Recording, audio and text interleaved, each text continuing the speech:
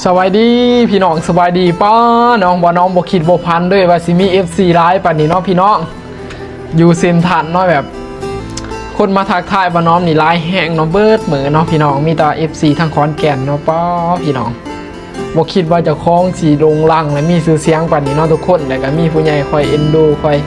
ผู้จักหรือว่าสนับสนุนเนาะในการกดไลค์กดแชร์เนาะพี่น้องเพิ่นเห็นบ่น้องเพิ่นก็ทักบ่น้องย่างไปห้องน้ำชวนกันเพิ่นก็ทักทายเอ้าบ่น้องบ่นี่เพิ่นว่าโอ้พี่น้องเอ้ยโคตรดีใจเนาะแบบมีคนหูจักหรือว่ามีคนมาทักเนาะแล้วก็มีแม่เพิ่นมากับลูกสาวหรือว่าของพวกน้องเพิ่นก็ทักบ่น้องว่าแม่นบ่น้องบ่เพิ่นว่าเดี๋ยวแม่อุดหนุนเด้อเพิ่นว่าก็อุดหนุนทางหาดเนาะพี่น้องบ่น้องก็ถือว่าโปรโมทหาดไปนำเนาะพี่น้อง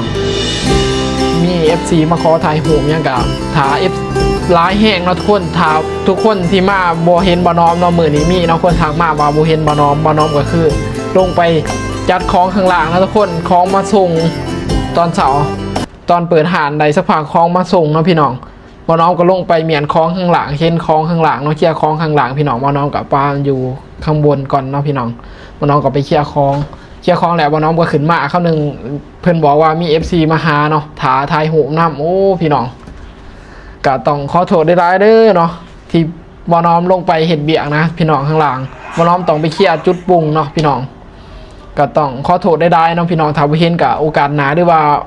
มื้อหน้าเนาะอยู่ตั้ง14วันพี่น้องก็มาหาไหลเนาะพี่น้องหรือว่ามาถ่ายรูปกันเองเนาะพี่น้องเป็นกันเองต้องขอบคุณได้เนาะที่หูจักหรือว่ากดติดตามบ่น้อมเนาะพี่น้อง